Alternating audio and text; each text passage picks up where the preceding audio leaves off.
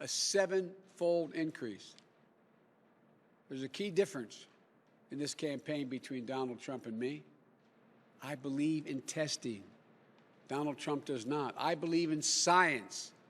I believe in public health officials. I believe in the example of other countries which prove that widespread testing is needed to regain the health of our nation, to reopen safely, and critically, to stay open. Every school, every worker, every American should have easy access to regular, reliable, free testing. To achieve this, we need to increase both lab-based diagnostic testing, with the results back within 24 hours or less, and faster, cheaper screening tests that you could take right at home or in school. Look, what we have right now isn't anywhere near good enough. States are still improvising on the fly. School districts are still mostly on their own.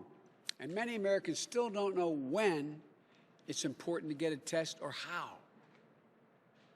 This isn't beyond our capacity to master. Not if we're directing a coordinated effort across government and the private sector, instead of leaving chaos to reign. We'll manufacture the lab supplies needed to make sure we have enough tests. And we'll tap more of our nation's lab capacity so you can get your test results more quickly.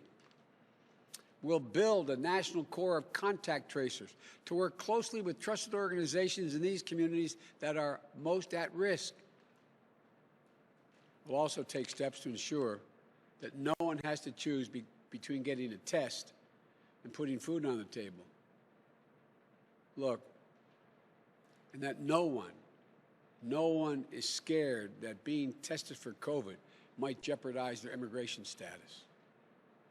The only way we'll defeat this virus is if we defeat it everywhere. Third point I'd like to make is we'll close the personal protective equipment, the PPE gap, and get the gear out where it's needed. Every healthcare worker will have a reliable supply of properly fitted N95 masks. It's unconscionable. There are more than 8 months into this crisis, and frontline healthcare workers are still rationing their personal protective equipment. As president, I'll use the full power of the Defense Production Act to drive the manufacturing of personal protective equipment, masks, gloves, gowns, and more, and ensure this is distributed equitably. Look, we won't stop until the nation's supply exceeds the demand and our stockpile is replenished, especially in hard-hit areas and in communities that are disproportionately impacted by the virus. I will appoint a fully empowered supply commander who's in charge of filling in the gaps. We'll make sure we can manufacture critical supplies right here at home so we're not dependent on other countries in this crisis. Fourth, we'll provide consistent, reliable, trusted, detailed, nationwide guidance and technical support for reopening safely, and the resources to make it happen. We need a single source of guidance that we can trust, where we know the information won't change for any reason other than the science that guides it. Not political expediency, not public image. It won't be easy as to open or close. Social distancing isn't an on or off thing. And we're learning more every day about the virus and how it spreads. We need to be able to adapt and adjust our behavior to responsibly respond appropriately. But schools and businesses can't make responsible decisions if they don't have the information, the science. It's not just more detailed, effective guidance they need. It's consultations and technical support so people have a place to turn with their questions. It's having a government that's in your corner, not a government that's turned its back on you.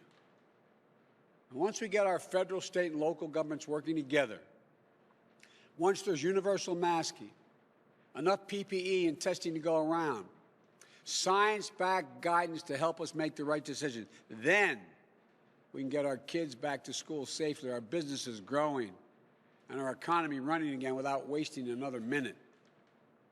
As I said last night, I'm not going to shut down the economy.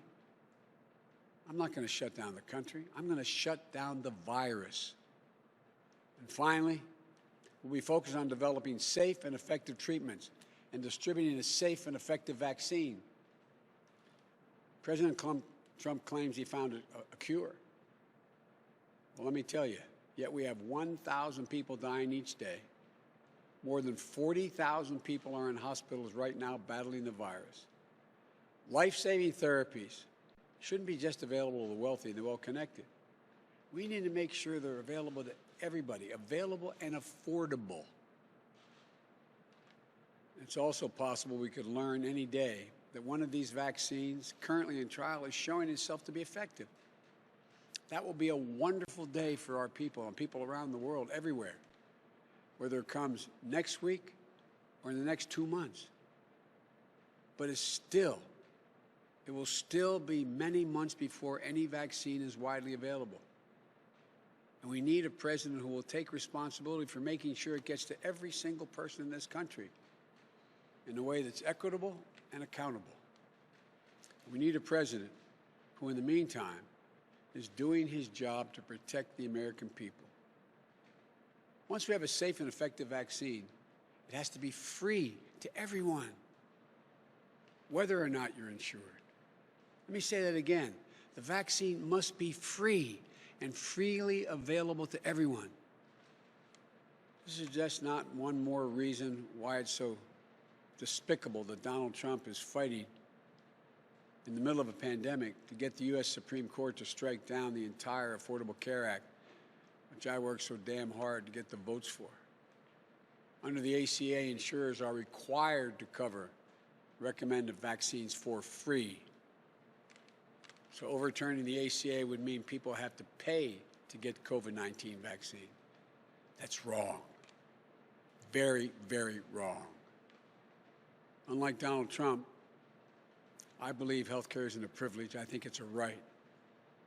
That's why, as president, I'll protect and build on the ACA by adding a public option that will compete with private plans to expand coverage and lower health care costs across the board. I'll bring down drug prices by allowing Medicare to negotiate with pharmaceutical companies. I'll make sure Americans have insurance. Those with insurance have access to free COVID-19 vaccine. And I'll direct the federal government to bulk purchase as many doses as is necessary of the COVID-19 vaccine so we can provide it free to those who are uninsured, underinsured, or Medicaid eligible. Throughout all this, yes, Mr. President, I'll listen to the scientists and I'll empower them. I know how much President Trump has damaged faith in our institutions, in our leaders, in government itself. We have to rebuild the trust between the public and its public servants. It's one of the most difficult tasks we'll face in the coming years.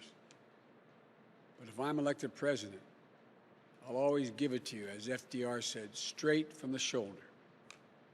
I'll deliver on my promises. I'll listen to the American people, no matter what their politics.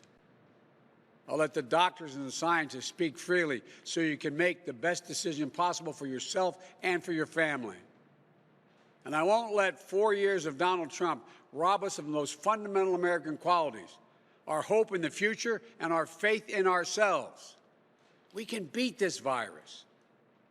We're not too divided to achieve big things. We're America. We can do this. We've never failed when we work together. Imagine